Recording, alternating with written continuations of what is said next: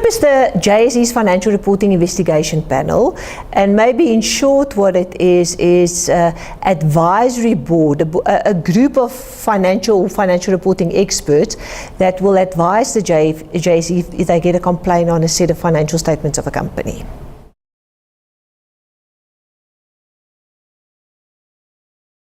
For an audit committee, it's important to realize that the JSE has got mechanisms to make sure that companies comply with financial reporting standards. One of those mechanisms will be the FRIP. The other one is the one that goes before that, which is the proactive monitoring process. So what an audit committee should be aware of is that those processes exist and that it should pay attention to make sure that it puts its proactive processes in place, that the company actually complies with accounting standards, and as opposed to getting into the uncomfortable position where the FRIP is investigating it and might suggest to the JSE that the company must restate their results.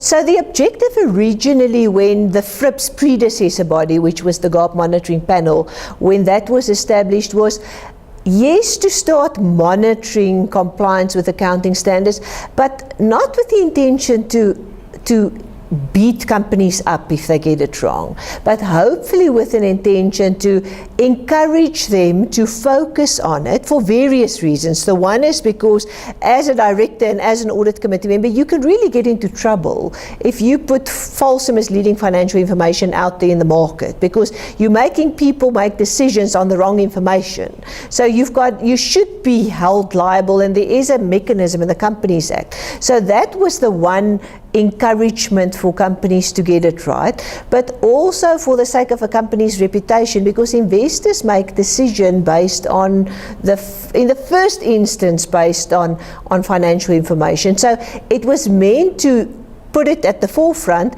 but ideally use it as a carrot for companies to get their processes sorted out so that they have better quality financial reporting.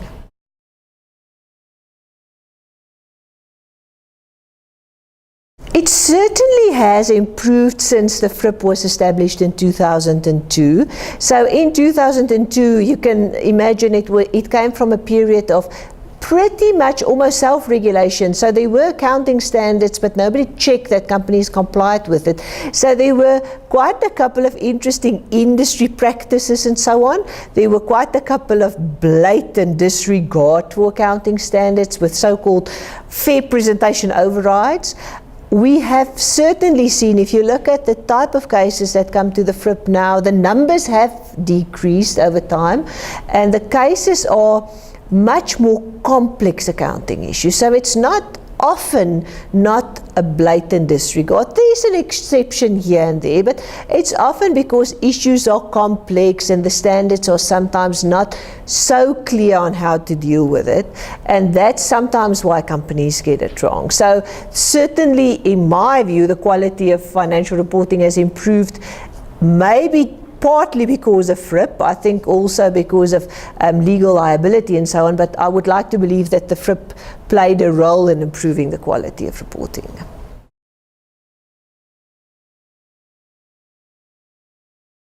Firstly, if we talk about what audit committees should be doing, audit committees should take financial reporting seriously, not just from a compliance perspective, but really because on the other side of that information there are real investors, and they make their decisions based on your financial reporting. So audit committees should take it seriously in the sense that they can't just rely on the quality of their finance function and their FD, as well as the fact that those numbers get audited. They must bring something to the table. They must also have the skills to judge and to challenge what goes into the numbers. Then secondly, audit committees should be aware that there are these monitoring processes.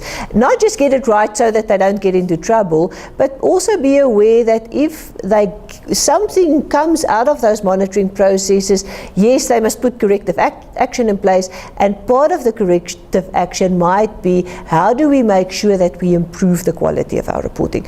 The question on whether audit committees know what what they should be doing. I think there are very good audit committees out there, and many of them that get it right. I think there are still a lack of skills on some audit committees, but I do believe that the quality of audit committee members and the skills of audit committee members have improved because of this elevated role of audit committee. So be aware and do your job properly. That's always a good start.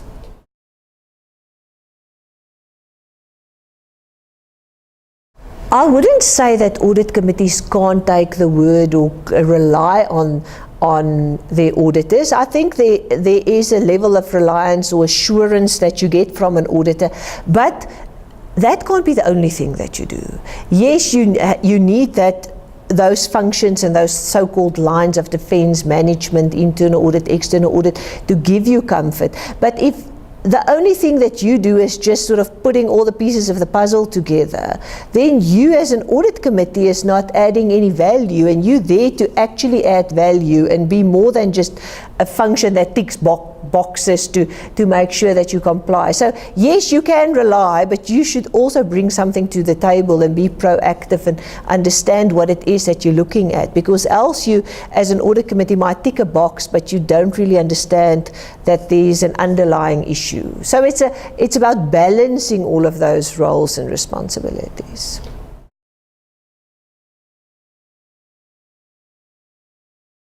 I don't think it will necessarily significantly affect FRIP, because King 4, as a broader governance code, one of the elements that it will look at is financial reporting and the role of audit committees. We'll have to see whether King 4, maybe in its guidance, specifically alludes to the fact that you have to be aware of some of those processes. But I think they meant to support and work together. I don't think they're sort of separate powers that push in different directions. I think ideally, and I think at the moment it works like that it is really hand in glove working together to meet the same objective.